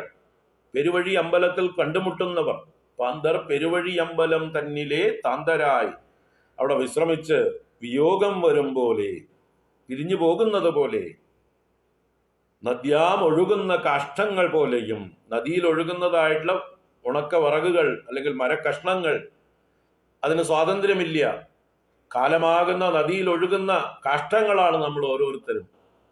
ഏത് കരയിൽ അടിയണം എന്ന് നദി തീരുമാനിക്കും. ഏതുവരെ സമുദ്രം വരെ ഒഴുകിപ്പോണോ, അതോ വഴിയിൽ എവിടെയെങ്കിലും കരയ്ക്ക് അടിയണോ, എവിടെയെങ്കിലും തടഞ്ഞു നിൽക്കണോ, ഇത് നദിയാണ് തീരുമാനിക്കുക, ആ പ്രവാഹമാണ് തീരുമാനിക്കുക. നമുക്കറിയില്ല, നമ്മുടെ കയ്യിലല്ല. നമ്മള് വെറും വിറകാണ്, ജഡമായിട്ടുള്ള വിറക് കഷ്ണം. അതുപോലെയാണ് കാലമാകുന്ന, വിധിയാകുന്ന ആ നദിയിൽ ഒഴുകുന്ന വിറക് കഷ്ണങ്ങളാണ് നമ്മൾ ഓരോരുത്തരും. എവിടെ ചെന്ന് ചേരും നമുക്ക് ഒന്നിച്ച് പോകാൻ പറ്റുമോ? വഴിയിൽ കണ്ടതായിട്ടുള്ള വിറക് കൊള്ളികളെയൊക്കെ നമ്മൾ കൂട്ടിപ്പിടിക്കാൻ ശ്രമിക്കും. പക്ഷേ പ്രവാഹം അടിച്ചു തെറിപ്പിച്ച് ചിലതിനെ ചില വഴിക്ക് കൊണ്ടുപോകും, ചിലതിനെ എവിടെയെങ്കിലും തങ്ങി നിർത്തിക്കും. ഇങ്ങനെയൊക്കെ കാണാം നമ്മൾ. അപ്പൊ ഇതേ ഉള്ളൂ. അതാണ് കാത്തേ കാന്ത, ചിന്തിക്കുക. നിങ്ങൾ ഭാര്യയെ എവിടെ വെച്ചാ കണ്ടുമുട്ടിയത്? 28-ാം വയസ്സിലോ 30-ാം വയസ്സിലോ കണ്ടുമുട്ടി. അത് കഴിഞ്ഞ് പരസ്പരം ഒരേ മനസ്സാണെങ്കിൽ എങ്ങനെയെങ്കിലുമൊക്കെ സഹകരിച്ച് കുറെ കാലം ജീവിക്കുന്നു. അതിൻ്റെ ഇടയ്ക്ക് തന്നെ ആർക്ക് വേണമെങ്കിൽ എന്ത് ആപത്ത് വേണമെങ്കിലും സംഭവിക്കാം. ആയുസ് എപ്പോൾ വേണമെങ്കിൽ പോകാം. നമ്മളിപ്പോൾ ദിവസവും എന്ന് പറഞ്ഞ മാതിരി പത്രങ്ങളിലൊക്കെ കാണുന്നു അല്ലേ? ആ കുവൈത്തുനിന്നോ ദുബായിന്നോ ഇവിടുന്ന് ഒരു ചെറുപ്പക്കാരൻ നിതിന്നോ പേര്, ഗർഭിണിയായ ഭാര്യയെ നേരത്തെ കയറ്റിവിട്ടു. അയാൾ പുറകെ വരാനിരുന്നാണ്. പക്ഷെ അയാളുടെ ടിക്കറ്റ് മറ്റുള്ളവർക്ക് ഷെയർ ചെയ്ത് കൊടുത്ത് അയാൾ പുറകെ വരാമെന്ന് പറഞ്ഞു. അയാൾക്ക് വരാൻ പറ്റിയില്ല. അവിടുന്ന് തന്നെ അയാളുടെ മരണം സംഭവിച്ചു. മൃതദേഹമാണ് കൊണ്ടുവന്നത്. അത് തൊടാനോ കാണാനോ പോലും ഈ ഭാര്യയ്ക്കോ കുട്ടിക്കോ നിവൃത്തിയില്ല. കുട്ടി ഇവിടെ വന്ന് പ്രസവിച്ചു. ആ പ്രസവിച്ച സ്ത്രീക്ക് പ്രസവിക്കുന്നതിൻ്റെ തലേ ദിവസമാണ് ഇയാൾ മരിക്കുന്നത്. അതുപോലെ എത്ര എത്ര എത്ര കേസുകൾ എന്നാലേ മറ്റേ കണ്ടു. 1500 കോടിയുടെ സ്വത്തുള്ള ആസ്തിയുള്ളതായിട്ടുള്ള ഒരാൾ മരിച്ച്, കോവിഡ് ബാധിച്ച് മരിച്ച്, അയാളുടെ മൃതദേഹം കൈകാര്യം ചെയ്യുന്ന രീതി, ആ PPE ഡ്രസ് ഇട്ടതായിട്ടുള്ള 3-4 പേര് മെഡിക്കൽ ആംബുലൻസിൽ കൊണ്ടുവന്ന് ക്രിമറ്റോറിയം, ഇലക്ട്രിക് ക്രിമറ്റോറിയത്തിലേക്ക് കൊണ്ടുവന്ന് അവർ കൈകൊണ്ട് തൊടാൻ പോലും അവർക്ക് വയ്യ. ദൂരെ നിന്ന് കമ്പുകളെ കൊണ്ടൊക്കെ തട്ടിയിട്ട് ഒരു വല്ല എന്താ പറയുക പട്ടിയുടെയോ പൂച്ചയുടെയോ പക്ഷിയുടെയോ ശരീരം ദഹിപ്പിക്കുന്നത് പോലെ ദൂരേക്ക് തള്ളിയിട്ടിട്ട്, അപ്പൊ ദൂരെ നിന്ന് ബന്ധുക്കളൊക്കെ വാവിട്ട് നിലവിളിച്ച് കരയുന്നുണ്ട്. കാരണം അവർക്കൊന്ന് അടുത്ത് പോകാനോ ഒന്ന് ശരിക്കൊന്ന് കയ്യോ കാലോ പിടിച്ചു വെക്കാനോ പോലും സാധിക്കുന്നില്ല. കരഞ്ഞ് നിലവിളിക്കുകയാണ്.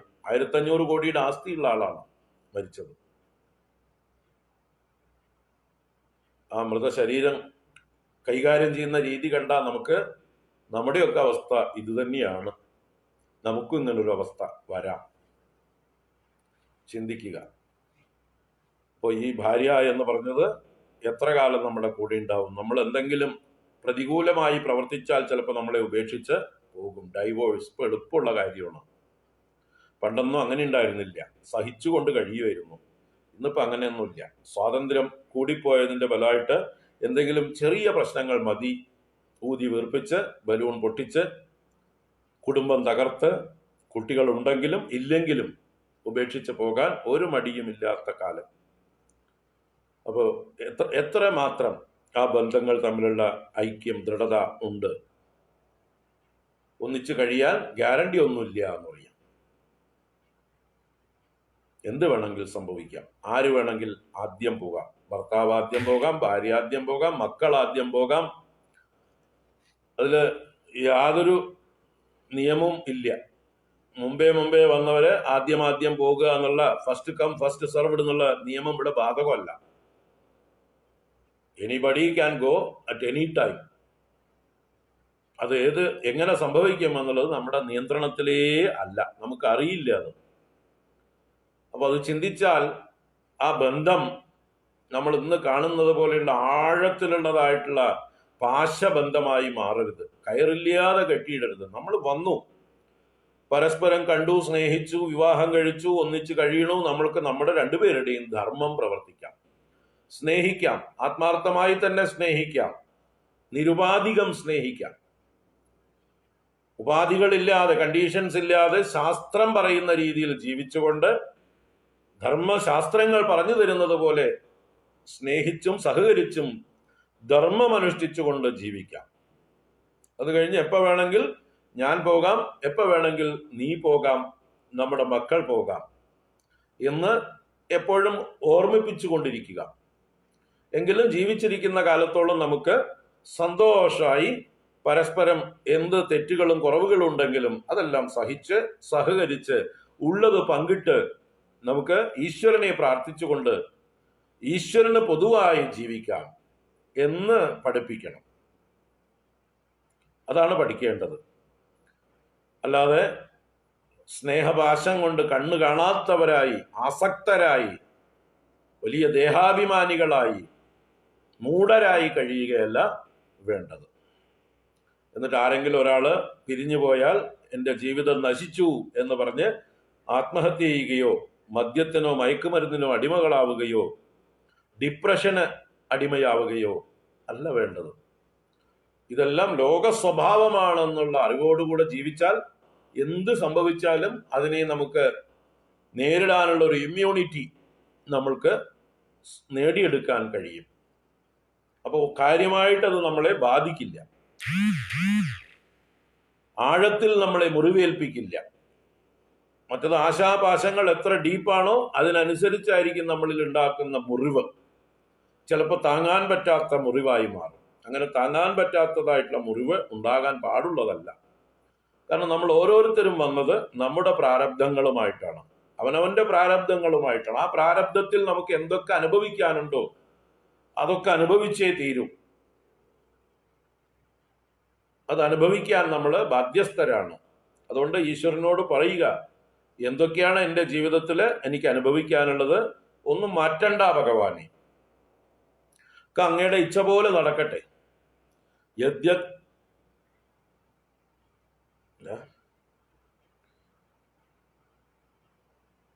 മുകുന്ദമാല എന്നുള്ളൊരു സ്തോത്രത്തില് കുലശേഖരാഴ്വാർ പ്രാർത്ഥിക്കുന്നുണ്ട്. നാസ്താധർമ്മേ നവസു നിചയേ നൈവ കാമോ ഭോഗേ യദ്യദ്ഭവ്യം ഭവതു ഭഗവൻ പൂർവകർമാനുരൂപം ഏതത് പ്രാർത്ഥ്യം മമ ബഹുമതം ജന്മ ജന്മാന്തരേപി ത്വത്പാദാംബോരുഹയുഗഗദാ നിശ്ചലാ ഭക്തിരസ്തു. യദ്യദ്ഭവ്യം ഭവതു ഭഗവൻ പൂർവകർമാനുരൂപം. യത് ഭവ്യം, എനിക്ക് ഭവിക്കാനുള്ളതൊക്കെ എന്തൊക്കെയാണോ അതൊക്കെ ഭവിച്ചുകൊള്ളട്ടെ. പൂർവകർമാനുരൂപം ഭവതു, എന്റെ മുൻ ജന്മകർമ്മങ്ങൾക്കനുസരിച്ച് എന്താണോ എനിക്ക് അർഹതയുള്ളത് അത് അതുപ്രകാരം തന്നെ നടന്നോട്ടെ ഭഗവാനെ. അതൊന്നും മാറ്റാൻ ഞാൻ അങ്ങയോട് ആവശ്യപ്പെടുന്നില്ല. എനിക്ക് ആകെ അങ്ങയോട് ആവശ്യപ്പെടാനുള്ളത് ജന്മ ജന്മാന്തരേബി ത്വത്പാദാംബോരുഹ യുഗഗദാ നിശ്ചലാ ഭക്തിരസ്തു. കാരണം അങ്ങ് മാത്രമാണ് സത്യം, അങ്ങ് മാത്രമാണ് നിത്യം, അങ്ങ് മാത്രമാണ് ശാശ്വതം, അങ്ങാണ് അഭയം. ആ അങ്ങയിലുള്ളതായിട്ടുള്ള ഭക്തി, അങ്ങയുടെ പാദങ്ങളിലുള്ളതായിട്ടുള്ള ഭക്തി, അത് മാത്രം ഇളകാതിരിക്കണം. ത്വൽപാദാംബോരുഹ യുഗഗദാ നിശ്ചലാ ഭക്തിരസ്തു. ഇത് മാത്രമാണ് എനിക്ക് പ്രാർത്ഥിക്കാനുള്ളത്. ബാക്കിയൊന്നും മാറ്റണം എന്ന് ഞാൻ പറയുന്നില്ല. ഒക്കെ അതിന്റെ പാട്ടിന് സംഭവിക്കട്ടെ. എന്തൊക്കെയാണോ എൻ്റെ പ്രാരബ്ധം അത് നടക്കട്ടെ. എൻ്റെ കർമ്മഫലം ഞാൻ അനുഭവിക്കാൻ തയ്യാറാണ്. അങ്ങനെ പ്രിപ്പയർഡ് ആയിരിക്കുക, മെന്റലി പ്രിപ്പയർഡ് ആയിരിക്കുക. ഏത് പ്രതികൂല സാഹചര്യങ്ങൾ വന്നാലും സഹിക്കാനുള്ള ഇമ്മ്യൂണിറ്റി ഉള്ളിൽ ഡെവലപ്പ് ചെയ്യുക, തകരാതിരിക്കുക, നേരിടാനുള്ളതായിട്ടുള്ള ചങ്കുറപ്പ് സമ്പാദിക്കുക. അത് വിചാരം കൊണ്ട് സാധിക്കും. ഇപ്പൊ കാത്തേ കാന്ത, ആരാ നിന്റെ ഭാര്യ ചിന്തിക്കൂ. ഈ ശരീരമാണോ ഭാര്യ? ശരീരമാണ് ഭാര്യയെങ്കിൽ ഞാനും ചുറ്റുപാടുള്ളതും എല്ലാം ഒരേ ശരീരം തന്നെയാണ്. എല്ലാം പഞ്ചഭൂതങ്ങളെ കൊണ്ട് നിർമ്മിച്ചത്, എല്ലാം അന്നമയമായത്, എല്ലാവരും ഒരേ റേഷൻ കടയിൽ നിന്ന് തന്നെ അരി വാങ്ങിക്കുന്നത്. അപ്പൊ ശരീരങ്ങൾ തമ്മിൽ വാസ്തവത്തില് ഭേദമൊന്നുമില്ല. ഒക്കെ പഞ്ചഭൂതം, ഒക്കെ അരിയും ഗോതമ്പും പഞ്ചസാരയും ചായപ്പൊടിയും കൺസ്യൂം ചെയ്ത് ഉണ്ടായത് തന്നെ, ഒരേ വെള്ളം തന്നെയാണ്, ഒരേ വായു തന്നെയാണ് എല്ലാവരും ഭക്ഷിക്കുന്നത്. അപ്പൊ ശരീരങ്ങൾ തമ്മിൽ ആസക്തിയുടെ ആവശ്യമില്ല. എൻ്റെ ശരീരവും ഭാര്യാ ശരീരവും നാട്ടുകാരുടെ ശരീരവും എല്ലാ ശരീരവും ഒരേ തത്വമാണ്. അപ്പൊ പിന്നെ എന്താണ് നമ്മുടെ ഭ്രമത്തിന് കാരണം? ഇവൾ എനിക്ക് സുഖം തരും എന്നുള്ളതാണ് ഭ്രമകാരണം. ഇവൾ എനിക്ക് സുഖം തരും, ഇവൾ എൻ്റെ കൂടെ ശാശ്വതമായിട്ടുണ്ടാവും. തിരിച്ച് ഭാര്യയ്ക്ക് ഭർത്താവിനോടും അതാണ് തെറ്റിദ്ധാരണ. തരുന്ന സുഖമൊക്കെ തരട്ടെ, ആവുന്നത് തരട്ടെ, പക്ഷെ പെർമനന്റ് ആയിട്ട് തന്നുകൊണ്ടിരിക്കും എന്നുള്ളത് ഗ്യാരണ്ടീഡ് അല്ല. കിട്ടുന്നത് ഭാഗ്യം, നമ്മുടെ കർമ്മഫലം. നമ്മുടെ പ്രാരബ്ധം അതിനനുസരിച്ച് എന്താണോ നമുക്ക് ഡിസർവിങ് ആയിരിക്കുന്നത്, വിധിച്ചത്, അത് കിട്ടും. അതെവിടെയും പോയില്ല. നമ്മൾ നല്ല കർമ്മങ്ങൾ ചെയ്തിട്ടുണ്ടെങ്കിൽ ജന്മാന്തരങ്ങളിലും ഈ ജന്മത്തിലും ചെയ്ത സുകൃതത്തിനനുസരിച്ച് അനുകൂലയായ, നമ്മളെ സ്നേഹിക്കുന്ന, സേവിക്കുന്ന, നമ്മുടെ ഇച്ഛാനിച്ഛകൾ അറിഞ്ഞ് അതിനനുസരിച്ച് പ്രവർത്തിക്കുന്ന ഭാര്യയും അതുപോലെയുള്ള മക്കളും ഒക്കെ ഉണ്ടാവും. തിരിച്ചും ഭർത്താവും മക്കളും. അപ്പൊ അത് ഈശ്വര നിശ്ചയത്തിന് വിട്ടുകൊടുക്കുക, വിധിക്ക് വിട്ടുകൊടുക്കുക. അല്ലാതെ പ്രതീക്ഷിച്ചാൽ നിരാശ ഉറപ്പാണ്. പ്രതീക്ഷ വേണ്ട. ധർമ്മം ചെയ്യുക, സൽക്കർമ്മങ്ങൾ ചെയ്തുകൊണ്ടിരിക്കുക. ആ സൽക്കർമ്മങ്ങൾ, ധർമ്മം തീർച്ചയായിട്ടും നമ്മുടെ പുണ്യമായിട്ട് അത് അക്യുമുലേറ്റ് ചെയ്യും. ആ പുണ്യം എന്താവും? നമുക്ക് അനുകൂലമായിട്ടുള്ള പരിതസ്ഥിതികളെ നൽകും. നമ്മൾക്ക് ആവശ്യമായിട്ടുള്ള ഇഹലോക സൗഖ്യവും അതുപോലെ ആത്മീയമായിട്ടുള്ള വികാസവും ആന്തരികമായിട്ടുള്ള വികാസവും നമുക്ക് നൽകും. അതിന് സത്കർമ്മം ചെയ്തുകൊണ്ടേയിരിക്കുക. ചിന്തിക്കുക. കാത്തേ കാന്ത കസ്തേ പുത്ര. പുത്രനിലും ഇത് തന്നെയാണ് അപ്ലൈ ചെയ്യേണ്ടത്. പുത്ര കഹ തേ പുത്ര കഹ. നിന്റെ പുത്രൻ ആരാണ്? അയാളും ഒരു സ്വതന്ത്ര ജീവനാണ്. നിന്റെ ശരീരത്തെ അവലംബിച്ച് നിന്നിലൂടെ ബീജമായി വന്നു, നിന്റെ ഭാര്യയിലൂടെ വിളവെടുത്തു. ഭാര്യ ക്ഷേത്രമാണ്. ക്ഷേത്രം എന്നാൽ വയലാണ്. നീ വിത്തിന്റെ ഉടമസ്ഥൻ. അത്ര മാത്രമേ ഉള്ളൂ. ആ വിത്ത് മുളയ്ക്കണോ, ക്ഷേത്രം അത് വളർത്തണോ എന്നൊന്നും നമുക്ക് നിയന്ത്രിക്കാൻ പറ്റില്ല. നമ്മളിപ്പോ പാടത്ത് വിത്ത് വിതച്ചു, അത് കൊയ്യുന്നത് വരെ നമുക്ക് ഗ്യാരണ്ടി ഉണ്ടോ? ഇത്ര കൊയ്യും, അത് നിങ്ങൾക്ക് തന്നെ കിട്ടും. അത് മഴയുണ്ടാവാം, മഴ കൂടുതലാവാം, വെള്ളപ്പൊക്കം വരാം, നമ്മൾ വിതച്ചതൊക്കെ പോകാം, ചിലപ്പോൾ മുളയ്ക്കാതിരിക്കാം. ഇനി അത് മുളച്ചു വന്നാലും മറ്റു പല കാരണങ്ങളെ കൊണ്ട് നശിച്ചു പോകാം. നമ്മൾ കൊയ്യാൻ പോകുന്നതിന്റെ തലേ ദിവസമായിരിക്കാം ചിലപ്പോൾ ഒരു പെരുമഴ വരുന്നത്, അല്ലെങ്കിൽ മറ്റു ജന്തുക്കൾ തിന്നുപോകാം, പശുക്കളോ വന്നിട്ട് തിന്നിട്ട് പോകാം, കിളികൾ, വെട്ടുകിളികൾ മുതലായത് വന്ന് തിന്നിട്ട് പോകാം, ചാഴികൾ വന്ന് ഭക്ഷിക്കാം, എന്ത് വേണമെങ്കിൽ നഷ്ടം സംഭവിക്കാം. അപ്പോൾ വിത്ത് വിതയ്ക്കാൻ മാത്രമേ നമ്മുടെ കയ്യിലുള്ളൂ. അതിനെ ശുശ്രൂഷിക്കാനും ലാളിക്കാനും ഒക്കെ നമുക്ക് അവകാശമുണ്ട്. പക്ഷെ ഫലം അത് ഇത്ര കിട്ടണം എന്ന് ഗ്യാരണ്ടി നമുക്ക് നിർബന്ധം പറയാൻ പ്രകൃതിയോടോ ഈശ്വരനോടോ പറയാൻ നിവൃത്തിയില്ല. നമ്മുടെ യോഗം പോലെ കിട്ടും. നമുക്ക് എത്ര അർഹതയുണ്ടോ അതിനനുസരിച്ച് കിട്ടും. ചെയ്യേണ്ടതൊക്കെ ചെയ്യുക. അതുപോലെയുള്ള മക്കളും.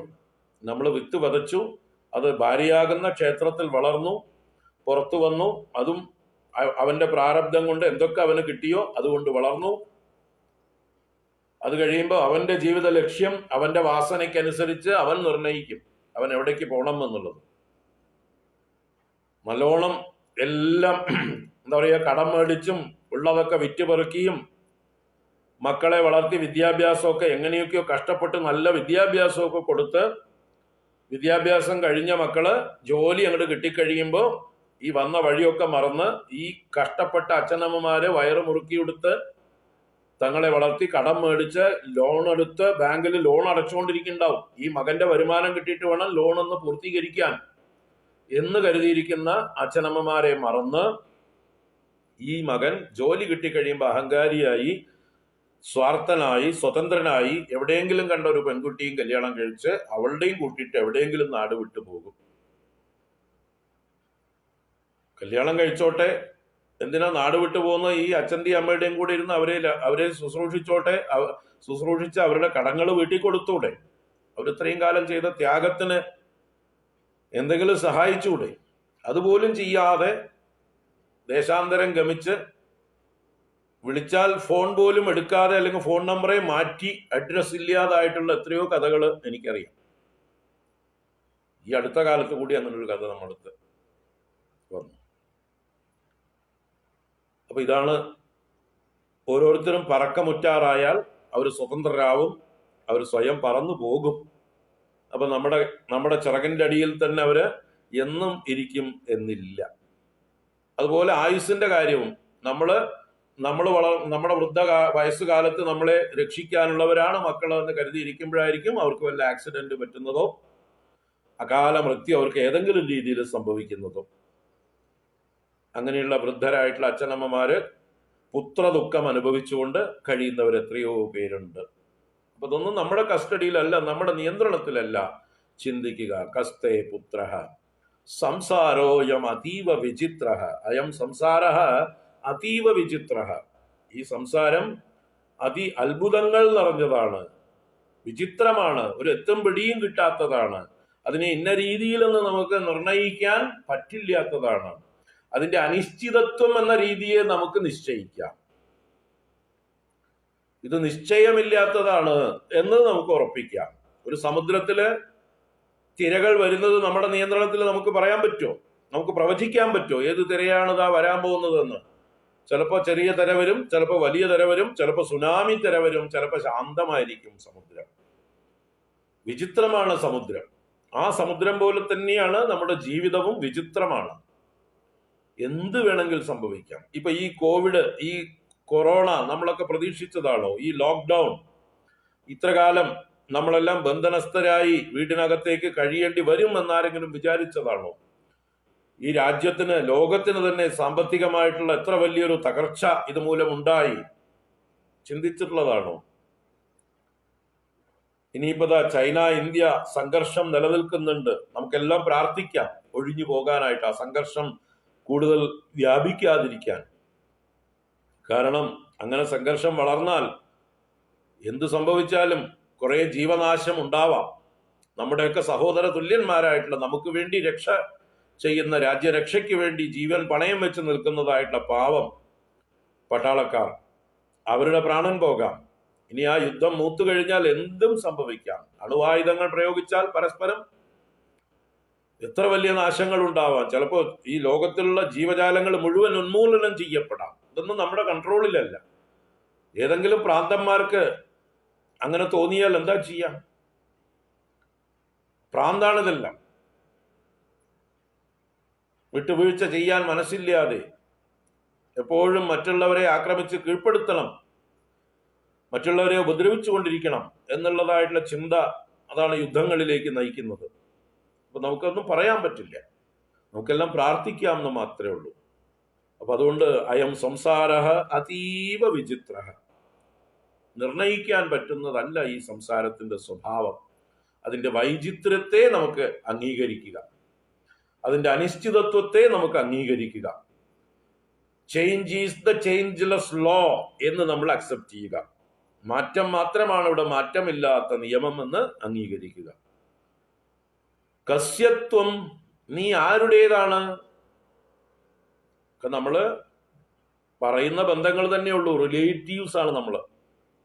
നീ ആരുടേതാണെന്നാ ചോദ്യം. ഞാൻ ഇന്നാളുടെ മകനാണ് എന്ന് നമ്മൾ പറയുമ്പോ അച്ഛൻ പറയണ നീ എന്റെ മകനൊന്നും അല്ല എന്ന് നിഷേധിച്ചാലോ? പലപ്പോഴും അങ്ങനെ പറയാലോ, നീ എന്റെ മകനും അല്ല, ഞാൻ നിന്റെ അച്ഛനും അല്ല എന്ന് പറഞ്ഞ് അച്ഛൻ മകനെ ഉപേക്ഷിക്കാം. എത്രയോ അച്ഛന്മാര് മക്കളെയും ഭാര്യയും ഉപേക്ഷിച്ച് പോകുന്നവരെ കാണാം നമുക്ക്. ഇപ്പോഴാ ധാരാളം സ്ത്രീകള് മക്കളെയും ഭർത്താവിനെയും ഉപേക്ഷിച്ചുകൊണ്ട് കാമുകന്മാരുടെ കൂടെ സ്വൈരസഞ്ചാരിണികളായി പോകുന്ന കഥകൾ വർദ്ധിച്ചു വരുന്നു. മറ്റത് പുരുഷന്മാര് മാത്രമാണ് ഉപേക്ഷിച്ച് പോയിരുന്നത്. ഇപ്പൊ സ്ത്രീകളാണ് വർദ്ധിച്ചു വരുന്നത്. ഇപ്പൊ സ്ത്രീകളാണ് അങ്ങനെ ഉപേക്ഷിക്കുന്നത് കൂടിക്കൂടി വരുന്നത്. നോക്കുക, നിങ്ങൾ സമൂഹത്തിലേക്ക് നോക്കുക. അപ്പൊ അതുകൊണ്ട് അവര് നമ്മളെ ഓൺ ചെയ്യുന്നില്ല. പിന്നെ നമ്മൾ അങ്ങോട്ട് ഞാൻ ഇന്ന ആളുടെയാണെന്ന് പറഞ്ഞിട്ട് എന്ത് കാര്യം?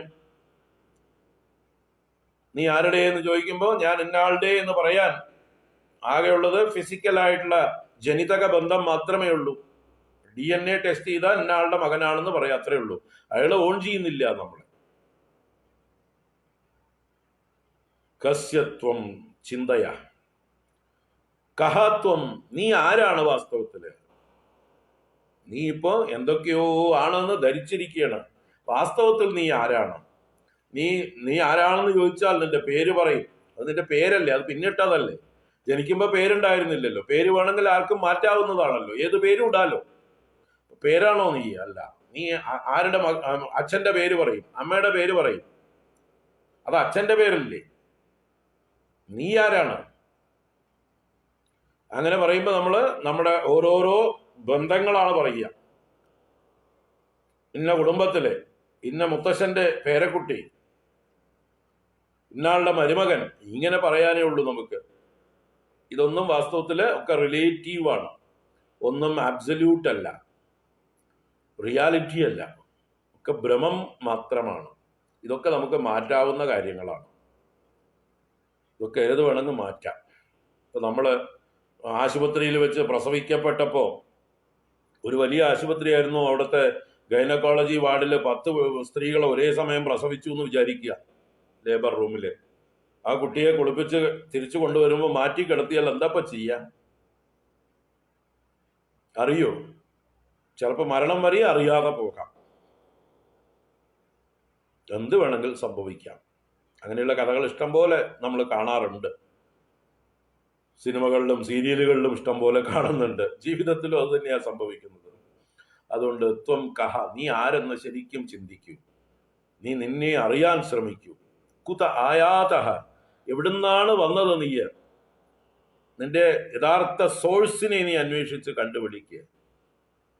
നീ എവിടുന്ന് വന്നു? നിന്റെ ഉത്ഭവസ്ഥാനം എവിടെയാണ്? നിന്റെ പരമകാരണം എന്താണ്? നീ അന്വേഷിക്കുക. തത്വം ചിന്തയ തദിഹ ഭ്രാതഃ. ഹേ ഭ്രാതഃ, തത്വം ത്വം ചിന്തയ. ഇതിന്റെ യാഥാർത്ഥ്യങ്ങളെ കുറിച്ച്, സത്യത്തെക്കുറിച്ച് നീ അന്വേഷിക്കുക, വിവേകം ചെയ്യ, വിചാരം ചെയ്യ. ഇങ്ങനെ അവിചാരിതമായി ജീവിക്കാതിരിക്കുക, അവിവേകപൂർവം ജീവിക്കാതിരിക്കുക, മൂഢനായി ജീവിക്കാതിരിക്കുക. മൂഢമതേ ഭജ ഗോവിന്ദം, ഭജ ഗോവിന്ദം, ഗോവിന്ദം ഭജ മൂഢമതേ. അങ്ങനെ ഓരോ ശ്ലോകം എടുത്താലും എത്ര വേണമെങ്കിൽ നമുക്ക് ചിന്തിക്കാനുണ്ട്. വിഷയം ഒന്ന് സൂചിപ്പിക്കുന്നേ ഉള്ളൂ ഇവിടെ. അടുത്ത ശ്ലോകം നാളെ കാണാം. ഇന്ന് സമയം അതിക്രമിച്ചിരിക്കണം. കാതേ കാന്താ കസ്തേ പുത്രഃ സംസാരോയമതീവ വിചിത്രഃ കസ്യ ത്വം കഃ കുത ആയാതഃ തത്വം ചിന്തയ തദിഹ ഭ്രാതഃ. ഭജ ഗോവിന്ദം, ഭജ ഗോവിന്ദം, ഗോവിന്ദം ഭജ മൂഢമതേ. ഹരി ഓം. നാളെ 8:30 അന്നപൂർണ സ്തുതി തുടരും. 10:30 ഭജ ഗോവിന്ദം തുടരും.